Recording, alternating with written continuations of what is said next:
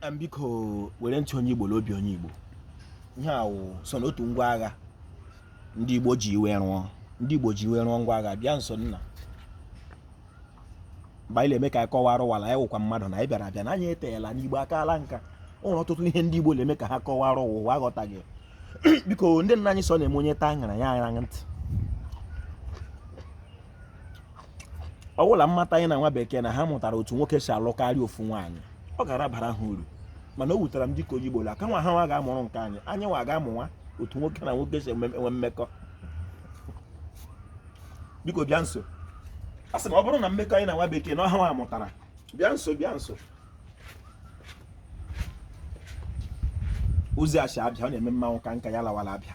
Aha mbụ Mkpachukwu Ojagba na-akpọ m Ojiọfọ. Abụ m onye olu okuru nke dị na Ọmahịa n'ime obodo nke Chineke. A sị m ọ bụrụ na mmekọ anyị na nwa bekee na ha mụtara site n'aka anyị, amamihe nwoke ga-eji nọta lue na nwaanyị atọla na-anọta nwụọ, ha gara nọ n'uru.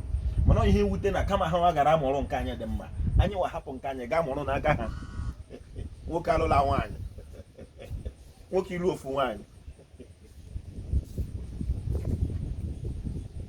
Anyị ji ugiri na-ajụ ese na-agba ama. Ihe anyị na-akọwara ndị Igbo ọbụla, enyi na-esi enyi ama mma, enyi na-esi enyi ajọ njọ. Enyi anyị na nwa bekee yi mere, ọ bụrụ na iwu onye bụ iche dị mma, ị ga-achọkwa enyi dị mma ka gị na ya mee enyi ka ịmụta otu esi adị mma n'aka ya. Mana ori na enyi anyị na nwa bekee yi mere, kama ha gara amụrụ nke anyị dị mma, anyị wa ndị Igbo ejeghe hapụ nke anyị dị mma na-achị ihe ha nwaanyị ka mma. A sị m n'otu ihe doro m anya anyị ji na-agbagharị na-ekwu ihe ndị awụ, ọ dị mma ka ndị Igbo mata na ebe ọ bụla eji omenala Igbo gaa n'ụwa, ebe ọ bụla ewere omenala Igbo gaa n'ụwa ọbụla, ebe ọbụla ala ọbụla nọ n'ụwa, na omenala Igbo ga-adịkwa ndị enwe ebe ahụ mma. O kwesịrị ka o doo ya na ọ dịghị omenala kacha mma n'ụwa karịa omenala Igbo. A sị m na ugiri na-ajụ ese na-agba ama.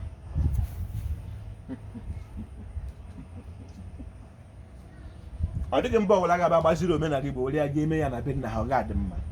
Maka ọ omenala ewupụtara na eziokwu na ikpe ziri ezi, ụfọdụ ogu dị ya n'ime. Ọ bụrụ omenala Igbo chia ụwa niile, udo ga-adị n'ụwa. Kama onye nwe omenala ga-ejiri ya kpọrọ ihe, wepụta ya ihe ka e wee mee mma ụwa ka ọ wụrụ ebe obibi. Maka na o kwesịrị idoga ya na ndị Igbo chọpụtara na homowu mmehie. Ọ maka na omenala Igbo megidere homo, ụwa ji mara na homowu mmehie. Ọ bụrụ na a ga-akwụsịkwa homo ọdịnihu, omenala Igbo ga-etinye aka n'ime ịhụ na ihe bịara na mmezu. A sị na ndị Igbo ji aka ha rụọ ihe a n'ihe otuto nke ala nna anyị, naanị ka anyị zee ndụ, maka na anyị bụ mmadụ, o nwekwara ihe anyị menwuru. Ihe a niile ndị nna anyị mere n'oge nke ha, n'oge dịka ugbu a, religion reduce right to nothing.